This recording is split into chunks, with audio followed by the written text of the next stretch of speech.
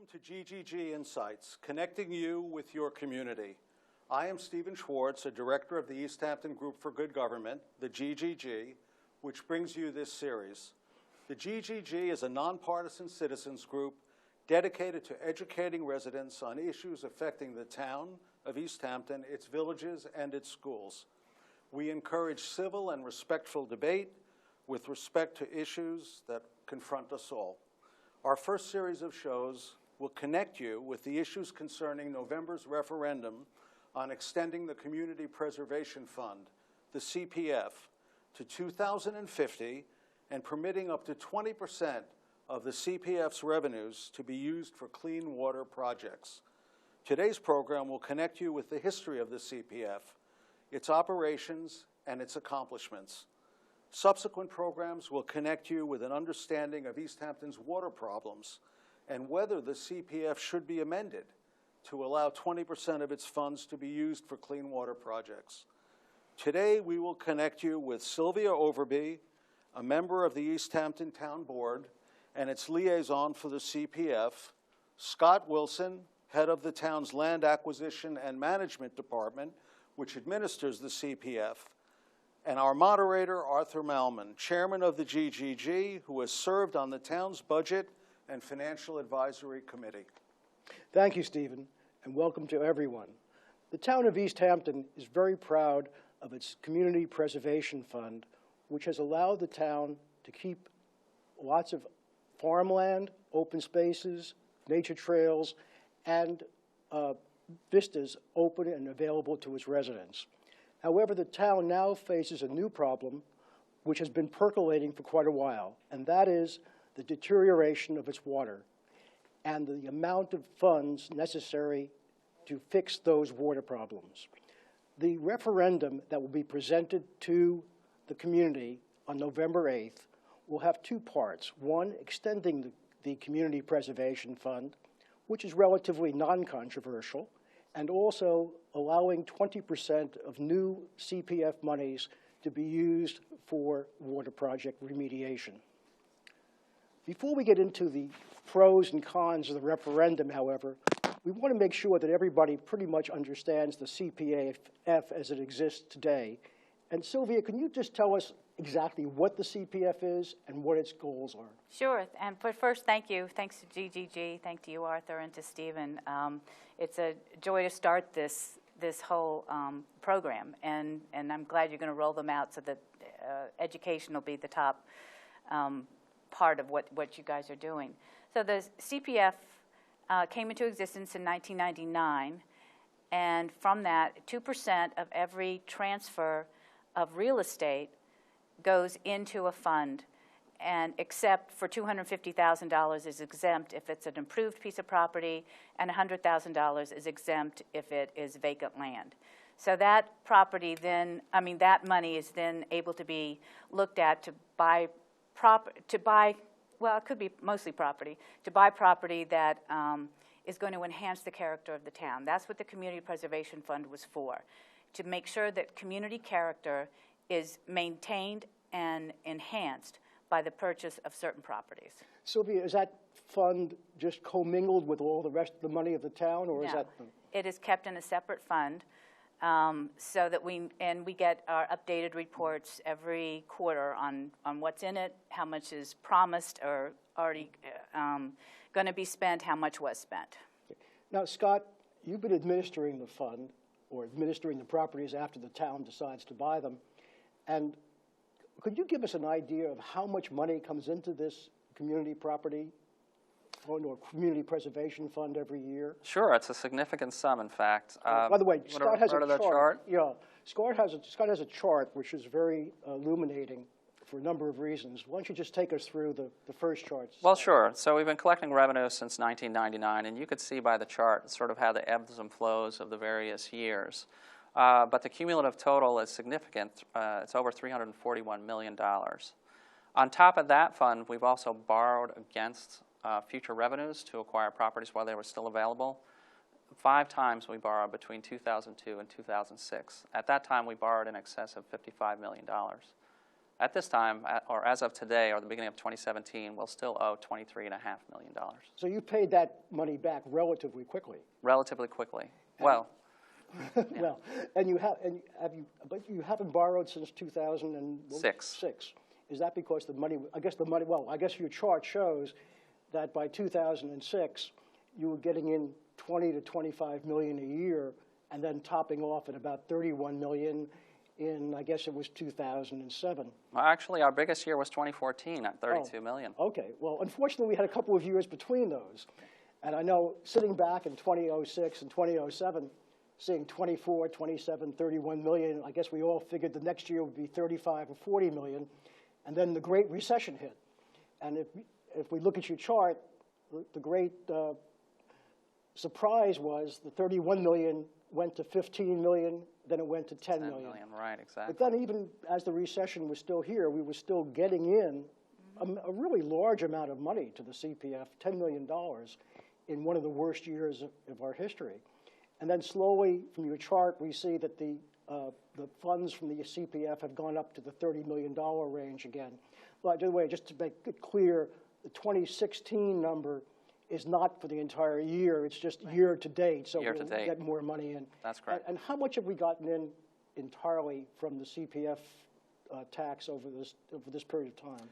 Well, so the revenue comes from not only the transfer tax, but it also comes from interest as we hold it in those segregated accounts, co-op transactions, if we license a property, and any revenue we derive. So the cumulative total is in excess of $341 million. Wow, that's a lot of money. And now, just to put this in perspective, the town's total budget is how much, Sylvia? About 72 million. So this CPF, in a good year, will be bringing in 30 million, an amount almost half the amount of the town's budget, although not used for town operations. But let's be clear. I know, I'm being very careful. Very clear. We're not trying to use it for town operations. Right. People have a history of that, and we're past that history. Right. Well, how do you decide as a town which property to buy and which property not to buy, and which property how much do you pay for it, and so forth? There's a good process that's in place, and we have a CPF committee that's made up of several citizens that are from different perspectives around the community. And they look at the properties that come to them. They could be, they actually come to Scott, and then they're vetted by Scott. They could be from a real estate agent. They could be somebody contacting Scott on their own that they want to sell. And it is a willing seller program. So the CPF committee looks at these different properties, and then they give them a grade. Oh, so in other words, the town board, the CPF, is passive. You just wait until somebody knocks on your door.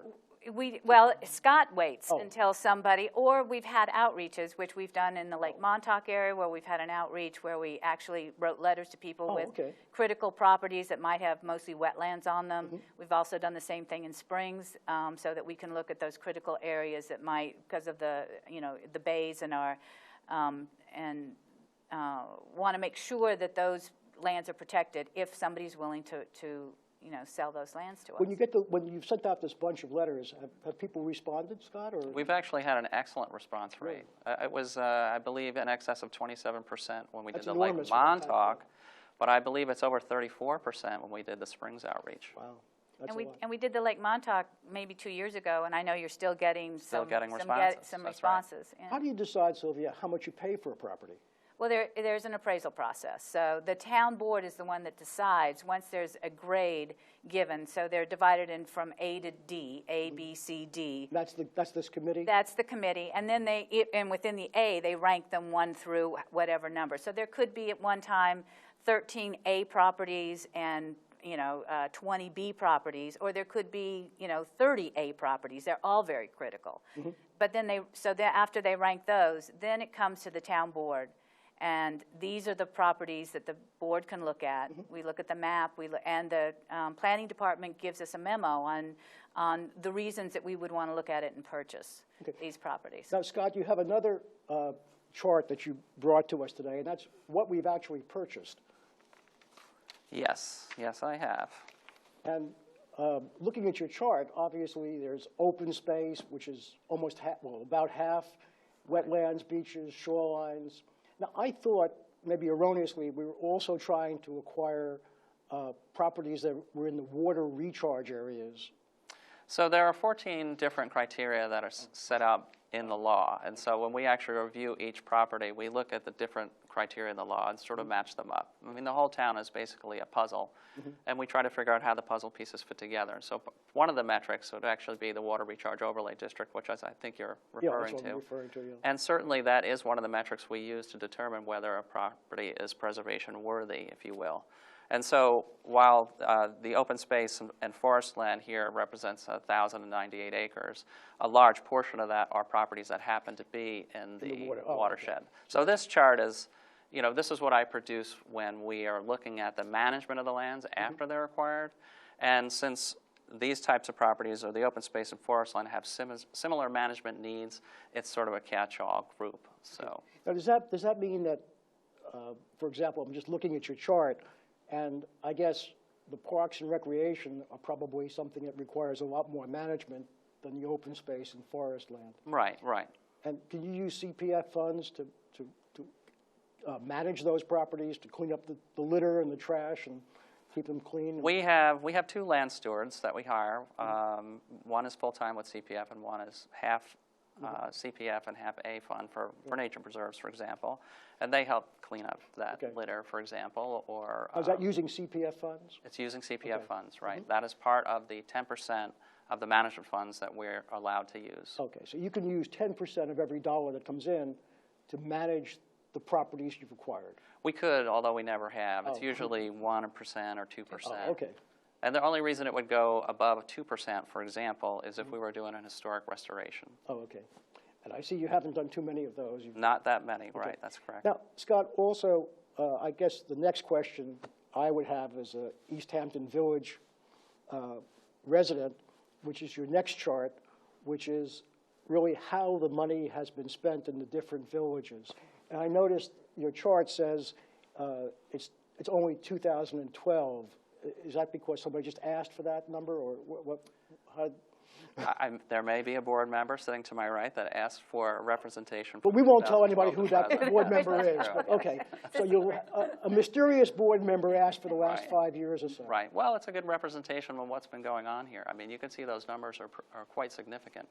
They might not be as significant in acreage because there simply aren't as many large pieces left in the town, but they're certainly significant in numbers. I mean, the amount of lots and springs that we've acquired over the last 4 years, and part of that due to the outreach that we alluded to earlier, 74 parcels is pretty significant. Scott, can you take me back, though, to this CPF committee? You know, most of the committees in the town are open to the public. Some of their meetings are on TV. How does your CPF committee work? Who's on it? Is it a secret committee? What goes on there? It's not a secret committee. It's actually a 7-member board. And in addition to the 7 members, do you want to know who they are, for example? No, I mean, I think you can get that from the website. Okay. Well, we also have a representative from the Peconic Land Trust, from the Nature Conservancy. We have a member of the planning department that comes. We have our liaison, Sylvia, who comes to every meeting. And it's funny, when we talk about properties, there's generally somebody in the room who knows exactly which piece that I'm talking about. And so they bring a lot of local knowledge to that. And what do? Do they just sort of talk about it based on their general knowledge, or do you have reports to them? How does this work? So I'll tell you what our review is like. So we look at aerials, the location, its context to the particular hamlet, zoning, size, contiguity with other protected lands, whether it's CPF on the CPF project plan, what the seller's motives or interests are. We also get a full planning assessment from the planning department. It looks at whether it's in the water recharge overlay district, whether it's in the harbor protection overlay district, whether it's been involved in any studies, clips, special scenic areas, et cetera. And then they give a synopsis of what their thoughts are for preservation purposes. What to do with the property? And so it becomes a roundtable discussion for every single property that we may spend 10 or 15 minutes just on one piece. And ultimately, as Sylvia said, not only do they grade it, they rank it amongst its peers. Now, how does this work? There are 7 members of the committee and then a couple of other people or a few other people sitting there. Who votes on the ranking? Is it everybody or just the 7 members of the committee, or is it really a consensus? I mean, that... Well, so the 7 voting members actually vote on it. Okay. They take in consideration what I may have presented to them, information that Sylvia provided, the Nature Conservancy, et cetera. And they derive the grade by matching up that information to what the criteria in the law is. Okay. And that's how it gets its A, B, C, or D. Is it a trail connection or a trail buffer? Is it contiguous to other protected lands, et cetera? And then they take a property like that, maybe it's an A, but not all A's are created equal necessarily. And so we have a living list, a prospect list, if you will, that's 30 or 40 properties long, and it's ever changing. Sometimes we buy some, sometimes the owner rejects an offer, and the list is constantly changing. We also rank it amongst all the other A's, so this is, A1 or A12 or, and so on. now this whole process never starts until you first learn that there's a willing seller, either That's by correct. your letters or somebody knocks on your door, and someplace along the line you've gotten an appraisal. Well, all of that happens actually before the town board is even aware the property exists. Oh, okay. It's only after that was graded and ranked that it gets presented to the town board, and they get all of that same information in an effort to give the town board the most information we can to make the best decision Okay, on so behalf of this the town. package, including the appraisal, then Then the town board decides if it wishes to have a property appraised. oh, I see, okay. So we're not spending money on appraisals every day of the week. Right. Until they find out it's Right. an A or a B or a high A. Or Right, Okay, exactly. gotcha. Right. Exactly. Now, how do I find out what that secret package has in it, and when can I find out? And when can I find out, well, more importantly, I'm the seller. Can I see that appraisal? So we generally don't release appraisals because it's a negotiation process. And so that's information that the town board derives on its behalf. We pay for it. We do use the public's money, and we have a fiduciary responsibility to protect the public's money.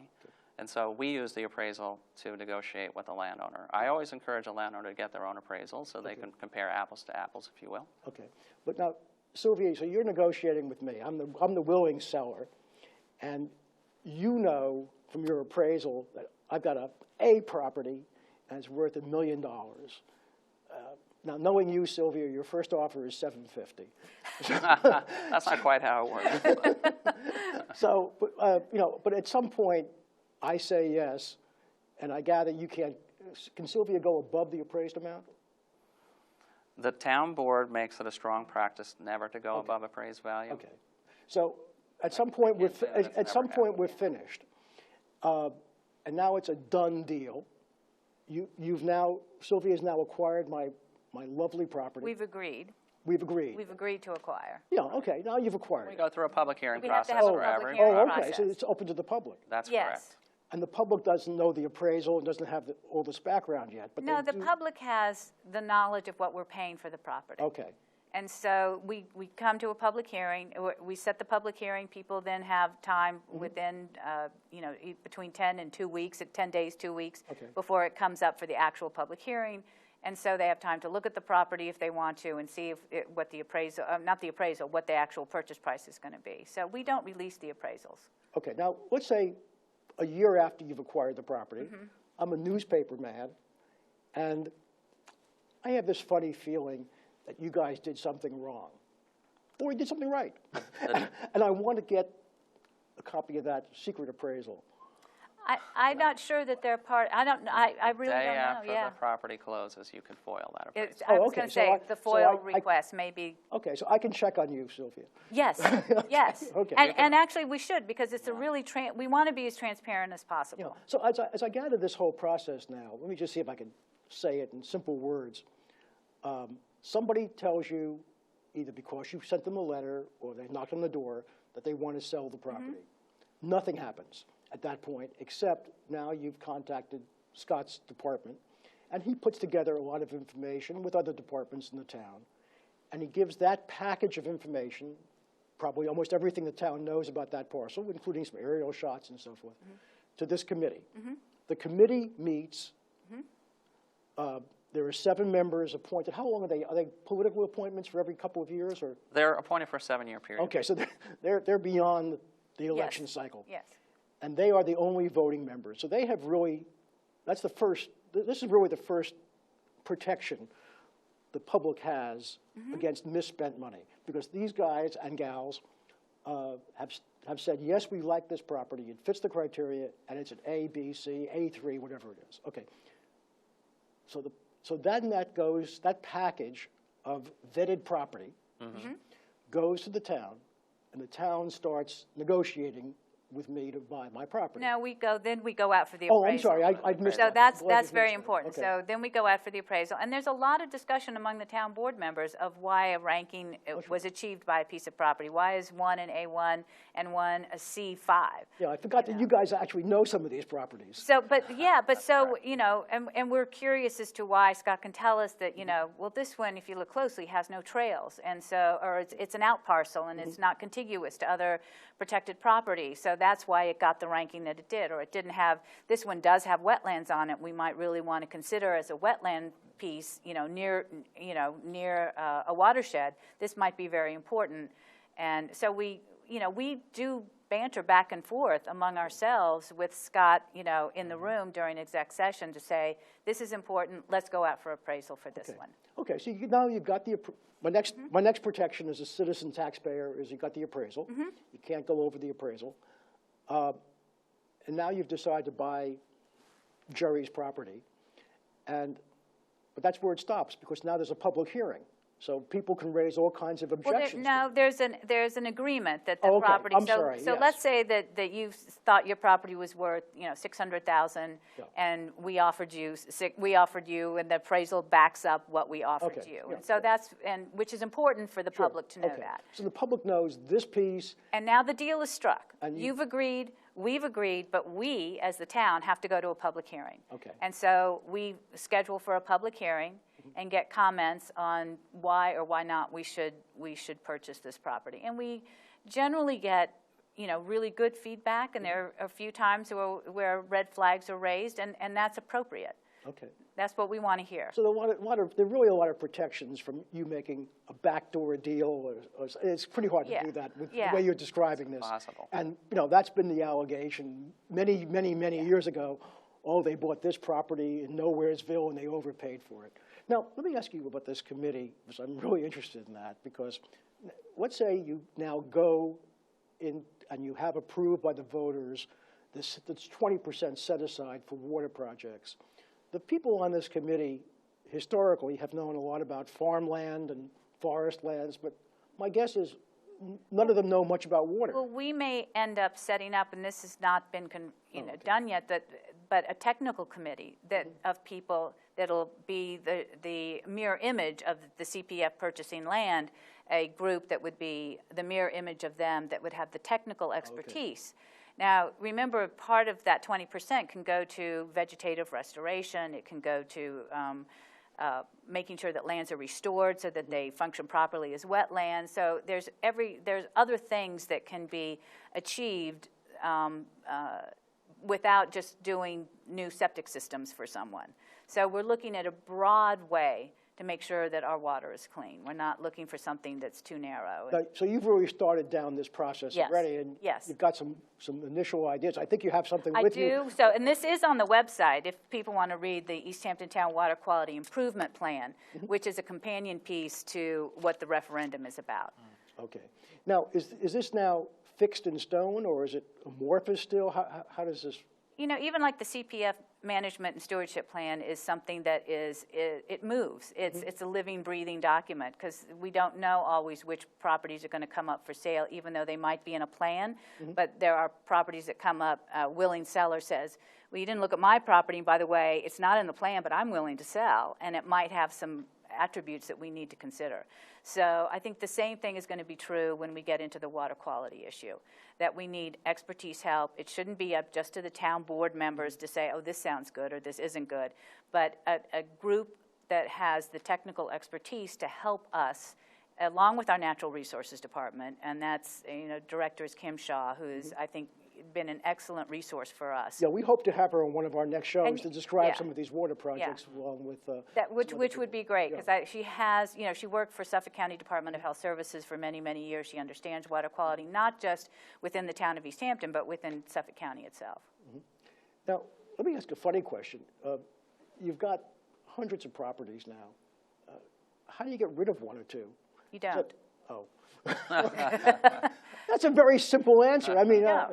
These are forever. These are forever properties, and I think that's also something that the citizens need to understand as well and rely on.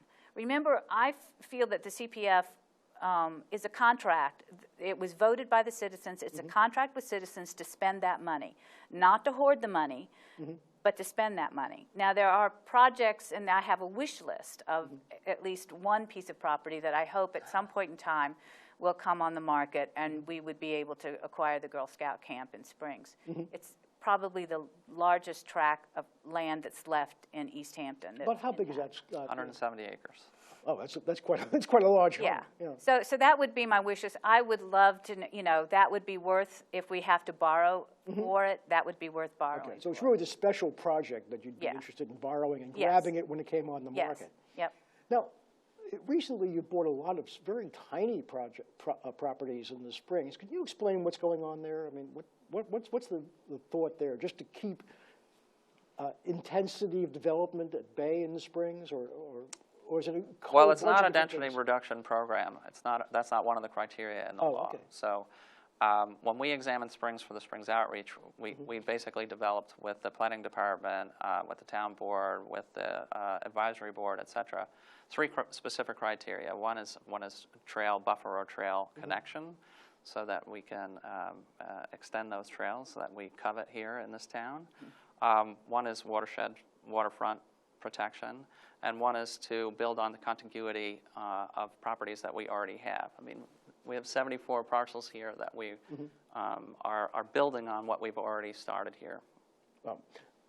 I look at the clock and I see we're almost running out of time here, and I want to thank you because if we sat here quietly, I'm sure we could have another hour of discussion to make everybody understand this better. But it sounds like it's a property acquisition program that really has a lot of safeguards so that everybody understands fully what's being acquired and why it's being acquired. And as you say, we can never sell it, so it's really part of our heritage. I want to thank both Sylvia and Scott for being with us today. We have an upcoming program, as I mentioned, with people to talk about the water issues facing the town, and then we'll have another program where there's the pros and cons about the referendum. And most importantly right now, we want everybody to remember to register and to vote, because if you don't register, you can't vote, and if you don't vote, your feelings about the referendum are irrelevant. Thank you very much. Excellent, thank you.